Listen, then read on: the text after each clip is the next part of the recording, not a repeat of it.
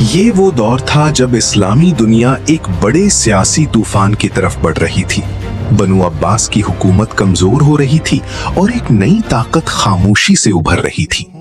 حضرت عباس بن عبد المطلب رسول اللہ صلی اللہ علیہ وسلم کے چچا تھے۔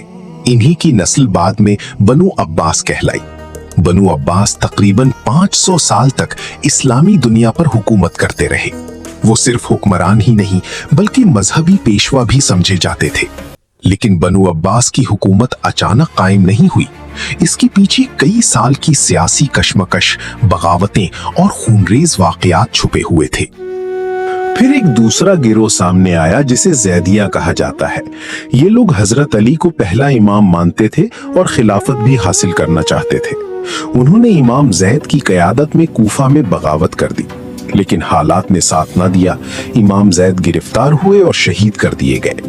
ان کے بعد امام یحییٰ نے بھی کوشش کی لیکن انہیں بھی قتل کر دیا گیا۔ اسی دوران تاریخ میں ایک نیا کردار ابھرا، مختار ثقفی۔ مختار ایک ذہین مگر انتہائی چالاک سیاستدان تھا۔ وہ اقتدار حاصل کرنا چاہتا تھا۔ اس نے قصاص حسین کا نعرہ لگا کر لوگوں کے جذبات کو ابھارا۔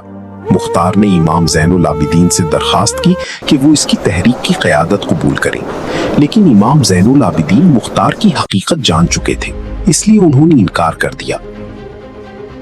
اس کے بعد مختار نے محمد بن حنفیہ کی حمایت حاصل کرنے کی کوشش کی۔ جب عبداللہ بن زبیر کو اس کا علم ہوا تو انہوں نے محمد بن حنفیہ کو گرفتار کر لیا۔ مختار نے اپنی فوج بھیج کر انہیں آزاد کروا لیا۔ مختار آہستہ آہستہ طاقتور ہوتا گیا اور مختلف قبائل اس کے ساتھ شامل ہوتے گئے۔ حج کے دوران 4 بڑے گروہ آمنے سامنے آ گئے۔ آخرکار مصعب بن زبیر نے مختار ثقفی کا خاتمہ کر دیا۔ مختار کے پیروکار بعد میں کیسانیہ کہلائیں۔ یہ لوگ محمد بن حنفیہ کو امام مانتے تھے۔ محمد بن حنفیہ کی وفات کے بعد امام ابو ہاشم کو ان کا جانشین تسلیم کیا گیا۔ امام ابو ہاشم کی کوئی بیٹی نہیں تھی، اس لیے انہوں نے علی بن عبداللہ کو اپنا جانشین مقرر کر دیا۔